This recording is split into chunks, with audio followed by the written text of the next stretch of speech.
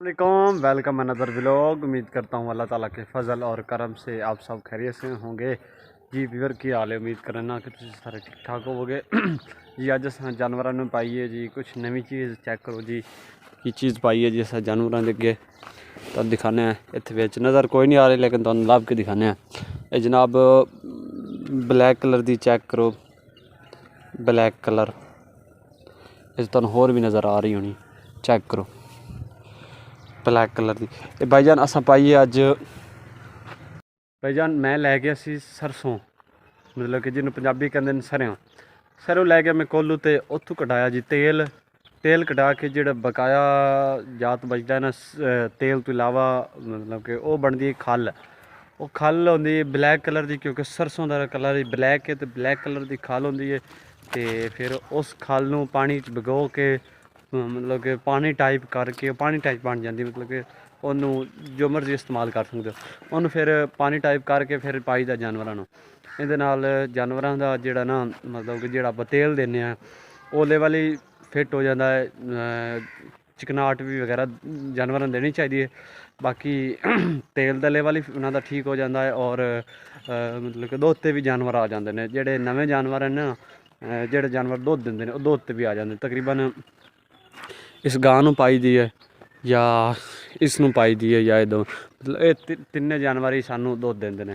इन्हां दा 2 टाइम दुध चोने तकरीबन तो इन्हां दोवां तिन्ना जानवरों ने पाई दी। बाकी दूसरे जानवर कट्टा हो गया, झोटी हो गई छोटी, या छोटे छोटे जानवर या दूसरे वच्छे इन्होंने भाईजान नहीं पाई दी तो इन्होंने पाई दी। बाकी तेल वगैरह का हुण टाइम हो गया, तेल ही इन्होंने देना जो उस सरें दे निकलिया उस तेल देने का टाइम हो गया। तेल देने तो फिर कल की तरह उस जानवर नूं अज तकरीबन तीसरी दफ़ा रेड़ तो जोमना तो रेड़ तो जो के ते फिर जनाबे वाला इनू मतलब कि कहने वातरी करना रेड़े रेड़ प्रॉपर तरीके नाल जोड़ना। ये कल तो इंशाअल्लाह ताला चारा लैना इन जानवरों के पट्ठे लै नहीं तो मैं रोज़ाना हर रोज़ मोटरसाइकिल के पट्ठे लाना रेड़ा पिछे बन के मोटरसाइकिल तो मैनू बड़ी मुश्किल होती लेकिन फिर भी अल्लाह पाक दा करम है मुश्किल बर्दाश्त करके फिर भी लाना क्योंकि जानवर नहीं है बड़ा तो छोटा है। तो इंशाअल्लाह ताला अज तैयार हो गया है अज लाऊं तो इनू तैयार करांगे। बाकी इंशाअल्लाह ताला जानवरों के मुतल्लिक मैं वालिद को सीखा है खेती बाड़ी मैं इंशाअल्लाह वालिद को सीखा। मेरा उस्ताद भी है, मेरा वालिद भी है, मेरा बड़ा भी है, घर का सरबराह भी है। असी 2 भाई हाँ, एक मेरा छोटा भाई है और मैं बड़ा भाई हाँ। तो जानवरों के मुतल्लिक मालूमात और खेती बाड़ी दे इंशाअल्लाह ताला मैं अपनी कॉलेज लाइफ स्कूल लाइफ तो बाद ही सीखा है जानवरों का करना, खेती बाड़ी करना। तो मैं जो ही सीखा अपने वालिद को सीखा। वालिद मेरा कहता है कि बेटा अपनी करके खाओ, अपना मतलब कि बाल के खाओ, अपनी बाल के सीखो। तो अल्हम्दुलिल्लाह उस कदम उस नक्शे कदम पर चलते पे हाँ, ना किसी का हक खाईदा और ना ही अपना हक खान देना है। तो अल्लाह ताला सारे नू कामयाब करे। तो भाईजान जानवरों के मुतल्लिक मैं इंशाअल्लाह ताला बहुत जानना। बाकी जानवरों के प्यार हो रह के तो इंशाअल्लाह ताला प्यार भी हो गया जानवरों नाल। चेक करो यार जानवर किन्ना प्यार करते हैं। तो एक जानवर ही है जिहड़ा तुहाडे नाल इन्ना प्यार करता है। बाकी शायद इंसान को तवक्को नहीं रखनी किसी प्यार मुहब्बत की या किसी चीज़ की इंसान को तवक्को नहीं रखनी, बस जानवर ही है जिहड़ा तुहाडे नाल प्यार करता। तो जानवरों नाल जानवर बन के ही रहना पौंदा है तां ही बंदा कुछ सीखता है कुछ बनता है। तो इंशाअल्लाह ताला जानवरों की मेहनत करते पे हिम्मत करते पे तो अल्लाह ताला जानवरों चू सिला देंदा है। साडे वालिद ने जानवरों चू ज़मीन भी खरीदी, हाते भी खरीदे। जानवरों की शुरू तो पेशा जानवर पालना, खेती बाड़ी करना। जिमीदारा भी बड़ा कोई नहीं, बस 2 एकड़ का जिमीदारा सी, 2 एकड़ 2 कनालां। ते अल्हम्दुलिल्लाह अल्लाह पाक दा लख लख कराम है, अल्लाह पाक दा एहसान अल्हम्दुलिल्लाह। अल्लाह ताला दा शुक्र अदा करना कि अल्लाह ताला रिज़्क दित्ती जाता है तो और असी खाई जाने और अल्हम्दुलिल्लाह हक हलाल दा खाने। अज दे दौर जो हक हलाल दा बंदा रिज़्क खांदा है उन्होंने जन्नती समझो, मतलब कि उन्होंने वली समझो।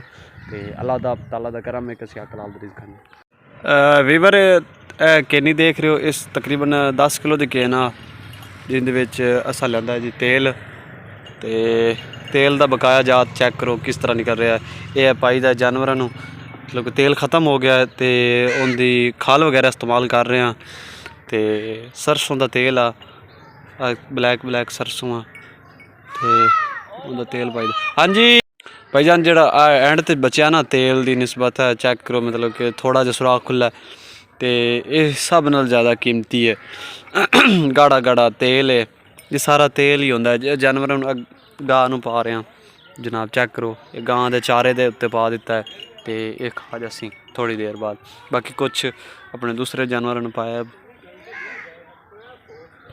ਤੇ ਇਸ ਤੇ ਜਾਨਵਰ ਭਾਈਜਾਨ ਮੋਟੇ ਵੀ ਹੋ ਜਾਂਦੇ ਨੇ ਤੇ ਜਾਨਵਰ ਜਿਹੜੇ ਦੁੱਧ ਦਿੰਦੇ ਨੇ ਨਾ ਉਹ ਦੁੱਧ ਡਬਲ ਕਰ ਲੈਂਦੇ ਨੇ ਤਕਰੀਬਨ ਚੈੱਕ ਕਰੋ ਭਾਈਜਾਨ ਹੁਣ ਗਾय ਚੈੱਕ ਕਰ ਰਹੀ ਹੈ ਇਹਨੂੰ इस गाय खा जाना है सारा मतलब कि खाली है तो मैं मुकम्मल उल्टा छड़िया चेक करो और थोड़ा जिहा पिया बाकी और ना जानवरों ने पा छड़िया तो ये गाय दुद्ध दिंदी भाईजान ते इनू बड़ा फेवरेट है इनका पहले शुरू ना इनका टेस्ट होंदा कड़वा मतलब कि थोड़ा जिहा मुश्किल होंदा तो नहीं खाते जानवर बाकी पिछे खा जाते हैं भाईजान जानवरों की परख साढ़े वालिद नूं है तकरीबन ज़्यादा मैनू तो जानवरों की परख आई नहीं जानवर लेना देना बेचना वो साढ़े वालिद का ही तकरीबन ज़्यादातर होंदा बाकी जानवरों की परख ही शनाख्त थोड़ी हो जाती है अल्लाह पाक दा करम है जिमीदार के बच्चे वालिद कहता जिमीदार के पुत ने ते बाकी जानवरों की परख ही हो जाती है यार छुट गई चल आ जा